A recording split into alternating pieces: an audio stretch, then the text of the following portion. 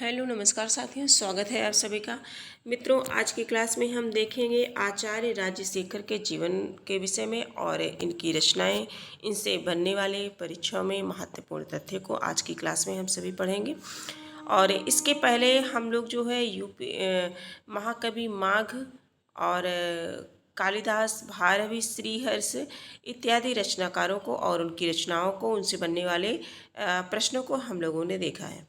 आज की क्लास में आचार्य राजशेखर को देखेंगे। जैसा कि आप सभी परिचित हैं कि ये जो क्लास है ये UP, TGT, PGT, LT grade Sanskrit साहित्य के लिए बहुत ही महत्वपूर्ण क्लास है। ये देखेंगे राजशेखर जो है, इनका जो समय है, समय 10वीं शताब्दी है। राजशेखर का जो समय है वो 10वीं शताब्दी है, 10वीं शताब्दी है। और पिता दरदुरक और माता शीलवती, पत्नी का नाम अवंति सुंदरी। पत्नी का नाम राजशेखर की क्या था? अवंति सुंदरी। आश्रयदाता ये कन्नौज के राजा महेंद्रपाल के। आगे देखेंगे हम सभी, ये महाराष्ट्र के विदर्भ प्रदेश के निवासी थे। इनका जो समय है बताया जाता 880 से 920 ईस्वी तक माना जाता है। इनके पिता का नाम दरदुरक एवं माता का नाम शीलवती था। इनकी पत्नी अवंति सुंदरी थी। इनकी पत्नी कौन थी? अवंति सुंदरी। ये ब्राह्मण थे। ये कन्नौजी नरेश महेंद्रपाल के आश्रम में रहते थे और इनका उपनाम क्या था? निर्भय राज। ठीक है।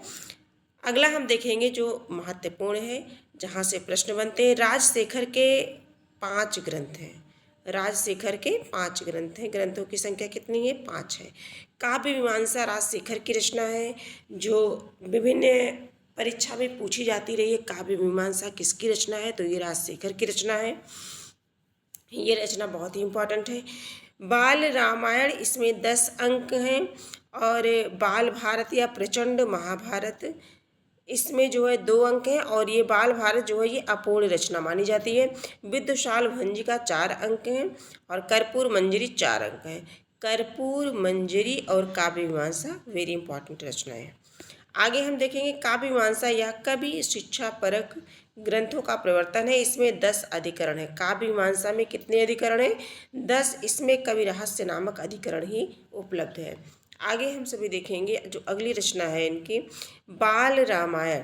यह 10 अंकों का एक महानायक है, एक नाटक है। ये 10 अंकों का है ना, एक 10 अंकों का नाटक है ये। और इसमें राम कथा वर्णित है। बाल रामायण, बाल रामायण नाम से स्पष्ट है, तो इसमें राम कथा वर्णित है तथा रावण को एक प्रेमी के रूप में चित्रित किया गया है। रावण को किसके रूप में किया गया है? प्रेमी के रूप में चित्रित किया गया है और उसके प्रति सहानुभूति प्रदर्शित की गई है। तीसरी जो रचना है इनकी, बाल भारत या प्रचंड महाभारत। यह 2 अंक का नाटक है। इसमें द्रौपदी स्वयंवर, द्रौपदी स्वयंवर, द्रौपदी चीरहरण की घटनाएं वर्णित है। अगला देखेंगे विद्वशाल भंज का। यह 4 अंकों का नाटक है। कितने अंक का है ये? 4 अंकों का नाटक है। यह शास्त्रीय दृष्टि से एक नायिका है। इसमें राजकीय प्रणय कीड़ा वर्णित है। आगे देखें कर्पूर मंजरी। यह 4 अंकों का सट्टक नामक रूपक है और सट्टक की भाषा जो होती है वो क्या होती है? प्राकृत होती है। इसका कथानक राज परिवार की प्रणकीड़ा से संबंध है। यह नाटक राजशेखर की प्रसिद्धि का कारण है। पूछा जा सकता है कि कौन सी रचना ऐसी है जो राजशेखर की प्रसिद्धि का कारण है। ठीक है। आगे हम सभी देखेंगे तो ये रचना है। राजशेखर ने साहित्य को पंचमी विद्या कहा है। राजशेखर ने साहित्य को पंचमी विद्या कहा है। इनकी उपाधि कविशेखर की भी थी। कविशेखर, आज राजशेखर को कविशेखर की उपाधि भी प्राप्त थी। अब कुछ प्रश्न को देख लेते हैं। राजशेखर का कौन सा नाटक अपूर्ण है? अब इतना हम लोगों ने पढ़ा, अब इसमें तो समझ ही आ जाएगा। कर्पूर मंजरी, विद्वशाल भंजी का, बाल भारत, बाल रामायण। कौन सा अपूर्ण है? प्रश्न संख्या 1। तो बाल भारत करेक्ट आंसर हमारा हो जाएगा। करेक्ट आंसर हमारा सी हो जाएगा, बाल भारत अपूर्ण है। अब इसमें देखेंगे राजशेखर ने नाटक लिखे। तो राजशेखर ने कितने नाटक लिखे हैं? 4 नाटक लिखे हैं। आगे देखेंगे हम सभी, राजशेखर की काव्य शास्त्रीय रचना है। काव्य शास्त्रीय रचना है? तो बाल भारत, बाल रामायण, काव्य मीमांसा। देखिए काव्य शास्त्रीय तो काव्य मीमांसा यानी कि बी वाला हमारा करेक्ट आंसर हो जाएगा। राजशेखर की काव्य शास्त्रीय रचना काव्य मीमांसा है। और अगला प्रश्न हम देखेंगे, इनमें से किस नाटक में रामायण की कथा का वर्णन है? इनमें से किस नाटक में रामायण की कथा का वर्णन है? विदुषाल भंजिका, बी ऑप्शन बाल रामायण, सी ऑप्शन बाल भारत, डी है इनमें से कोई नहीं। तो बाल रामायण, रामायण की कथा का वर्णन है किसमें? बाल रामायण में रामायण की कथा का वर्णन है। करेक्ट आंसर हमारा बी हो जाएगा। जो अगला प्रश्न है, अगले प्रश्न पर चलेंगे। प्रश्न संख्या जो है 4, काव्य मीमांसा के रचनाकार हैं। ये प्रश्न कई बार परीक्षा में बना है। काव्य मीमांसा के रचनाकार, तो काव्य मीमांसा के रचनाकार कौन है? राजशेखर है। करेक्ट आंसर हमारा डी हो जाएगा। अगला देखेंगे, बाल रामायण नाटक में अंक हैं 10 अंक, बी ऑप्शन 2 अंक, सी 4, इनमें से कोई नहीं। तो प्रश्न है हमारा, थोड़ा सा छोटा कर लेते हैं। प्रश्न है बाल रामायण नाटक में अंक, तो बाल रामायण नाटक में कितने अंक हैं? 10 अंक हैं। कितने हैं? 10 अंक हैं। करेक्ट आंसर हमारा ए हो जाएगा। राजशेखर की निम्नलिखित रचनाओं में से कौन सी रचना अधूरी है? राजशेखर की निम्नलिखित रचनाओं में से कौन सी रचना अधूरी है? बाल भारत, काव्य मीमांसा, कर्पूर मंजरी, विदुषाल भंजिका। 7 नंबर का प्रश्न है, राजशेखर की निम्नलिखित रचनाओं में से कौन सी अधूरी है? तो बाल भारत।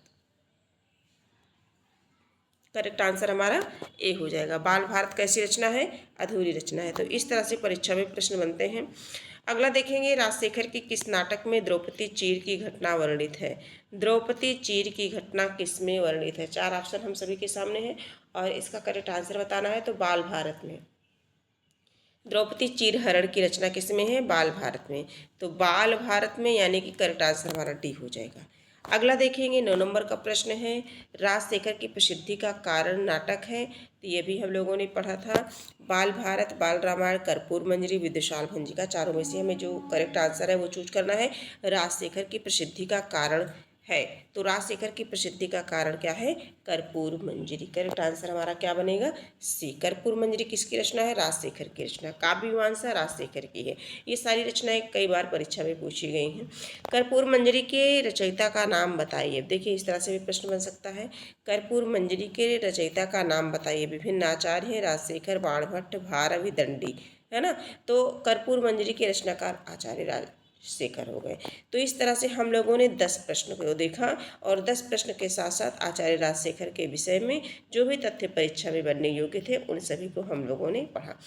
और आज की क्लास में इतना ही। फिर मैं आप सभी के समक्ष ऐसे कुछ कम समय में छोटे छोटे टॉपिक को लेकर के उपस्थित होती रहूँगी और ये एक प्रकार से रिवीजन के तौर पर है। और डीपली अगर पढ़ना चाहें तो हम सभी क्लास कर चुके हैं और प्लेलिस्ट बना दी गई है चैनल पर, आपको आसानी से मिल जाएगा। आज की क्लास यहीं तक है, फिर हम मिलेंगे, तब तक के लिए धन्यवाद।